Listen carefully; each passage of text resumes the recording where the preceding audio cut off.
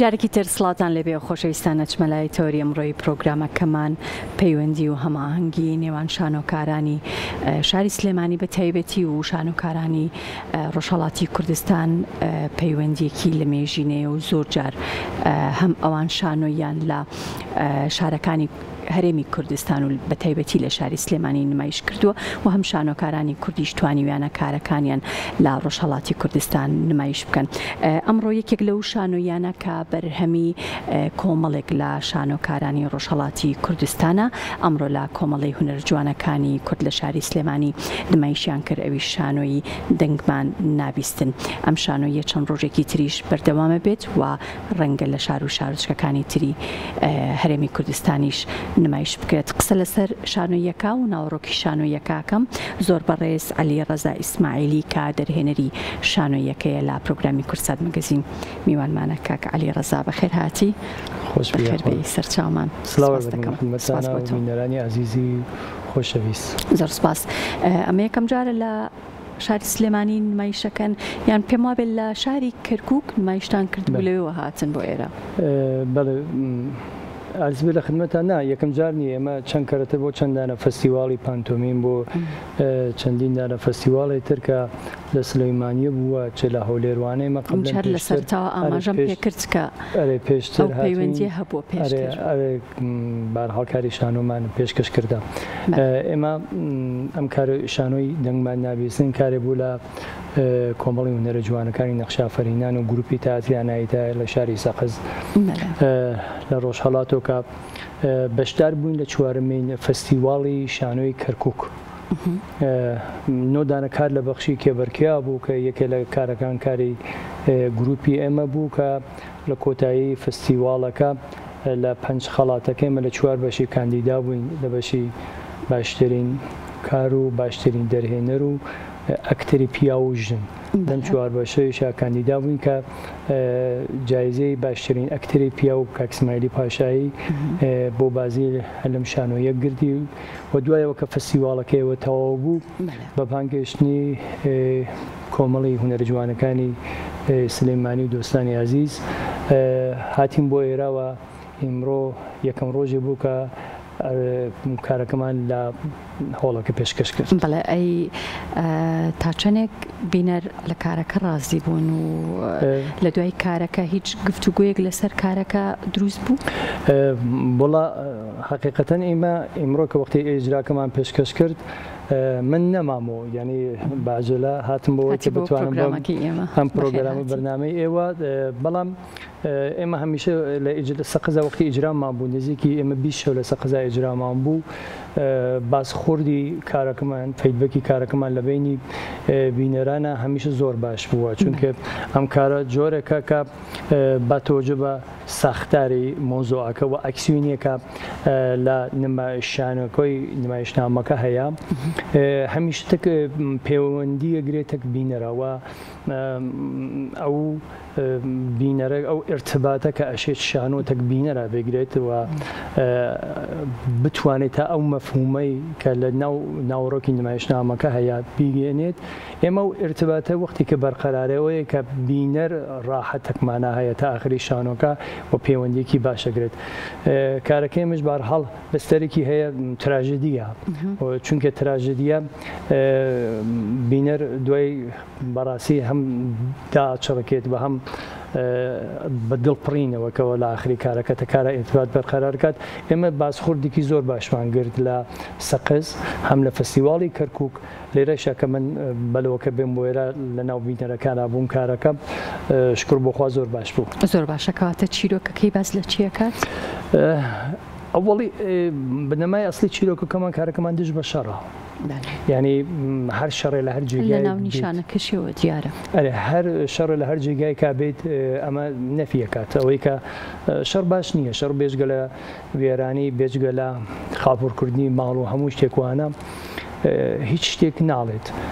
بەڵام لە کەناریەوە کاکام کارەمان دژ بە شەڕە خەریکە لەسەر بەشێ لەسەر مافی ژن قساکات. ڕەوایەتەکە لە 3 نەسڵی ژنان کە لە ناو زیندانێکان هەر کام ئەمانە پێوەستیگییان هەیە تەک خانەوادەگان کەس و کارەکەیانە مەسەنم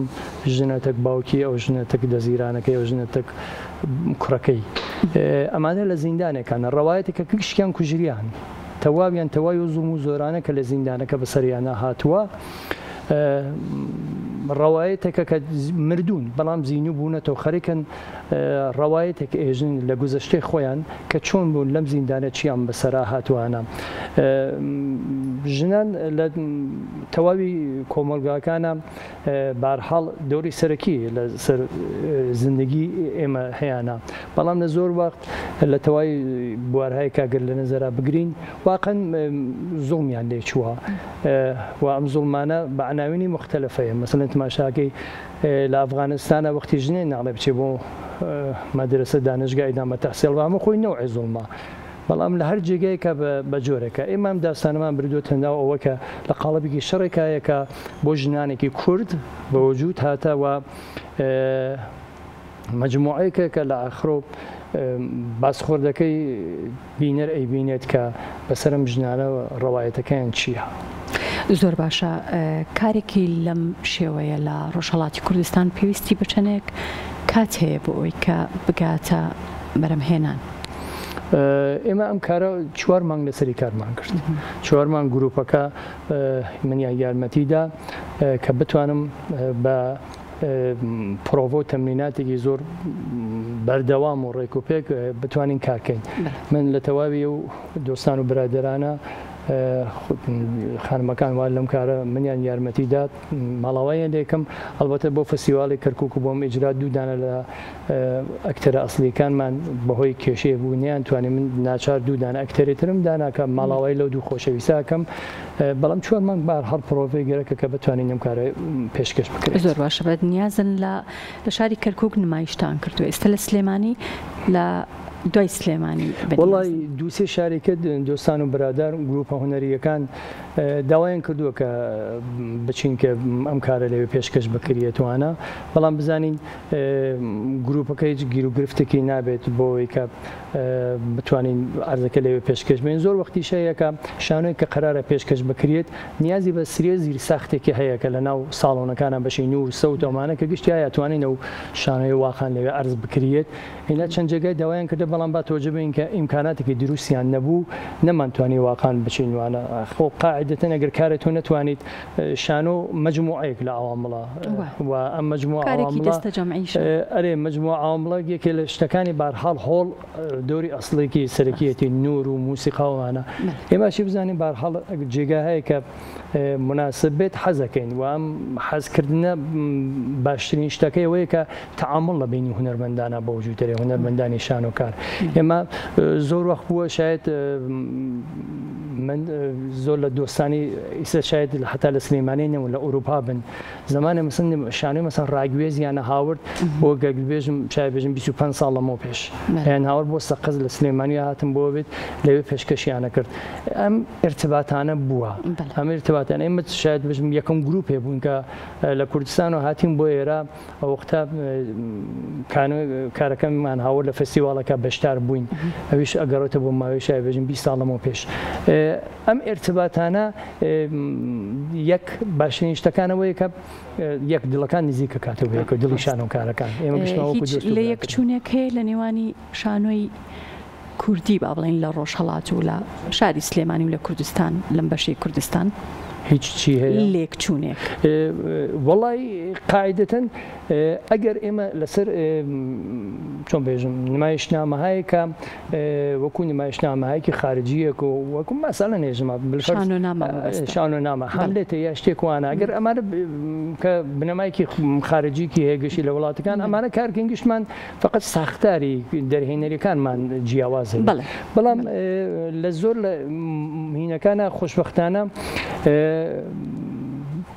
شانۆکارەکانمان خەریکن ئیسا ئەگەن بەوە کە دەغدەغەیان خەڵکە وە زۆرتر شانۆکان خەریکە ئەو شانە نیشانات کە دەغدەغەی خەڵکە چی بکەن کە تەک خەڵکە تە کۆمەلگا بتوانن ئەو پەیوەندی ارتباط بەرقەرارکەن سری لە شانۆکارانمان هەیە شاید بێژم بۆ خۆیان شانۆکارەکەم بەداخەوە بەڵام ئێمە مهمترین شتێک هەیە کە بینەر گاهی وەخت لە بیرەچێتەوە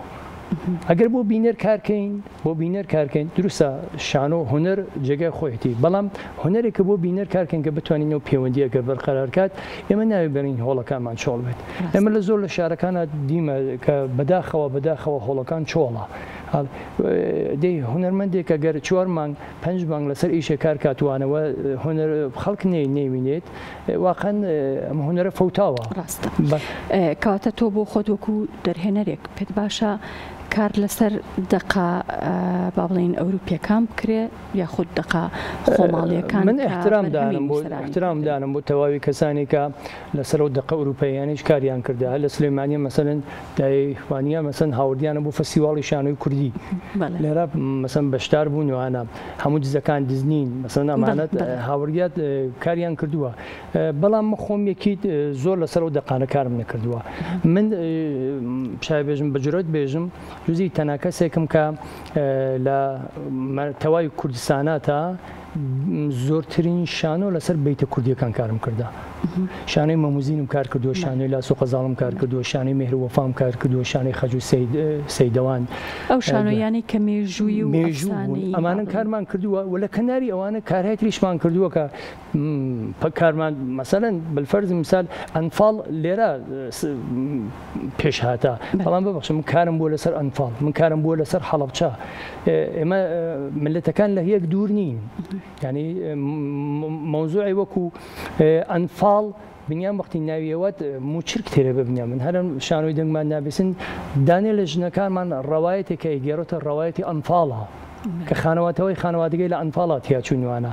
شێک نییە کامانە لە بیرۆ بچێت واگەر ئێمە وەکو شانۆکارێکی کورد ئەگەر ئەم گشتە ڕەوایەت ناخۆشەکە بۆمان پێش هاتە ئەمانەمان لە بیر بچێتوانە بچین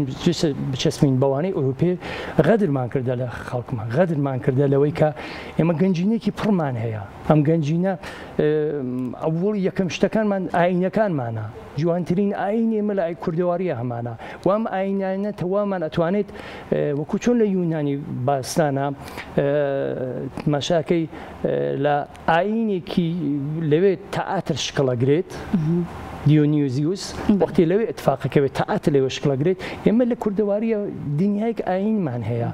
لەسەر بوو کۆبارانەی بینیان ئەتوانێت 2000 دانە شانۆ بنووسێت ئەم ئاینانە ئەتوانین ئێمە دەستپێکەینوانە وە دوایەوە لەسەر بیتەکانمان لەسەر فەرەنگەکانمە وە دوای ئەوانە ئیسە نایژین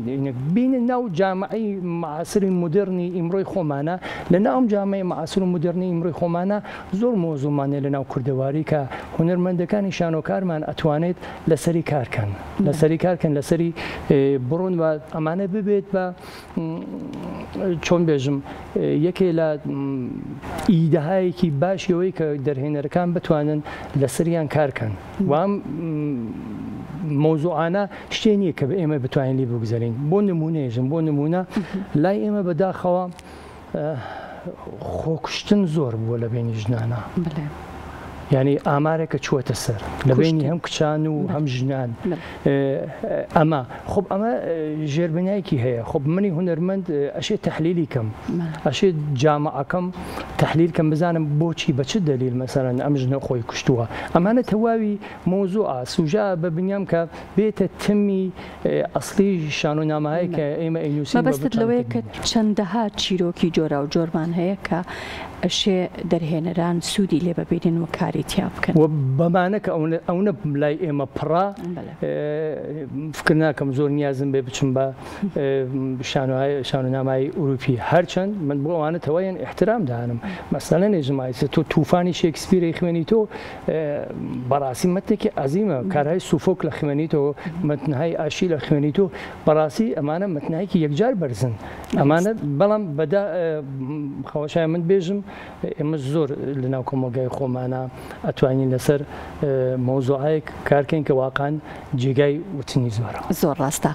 دووبارە بەخێر هاتی زۆر سوپاس دەکەین کە ئەم ئێوارەی میوانی ئێمە بووی زۆر بەڕێز عەلیڕەزا ئیسماعیلی کە دەرهێنەری شانۆی دەنگبان نابیستن ئەمڕۆ لە شاری سلێمانی نمایشکرا پێم وابێ بەردەوامیشە شانۆیەکە بڵا ئیمڕۆ جارێ پێشکەشمان کردووە ئیشاڵا بزانین چۆنەوێت فقط لێرایش گەرەکم بوو یەک دانە بەسەکی زۆر کورت بێژم فەستیواڵی شانۆی کوردی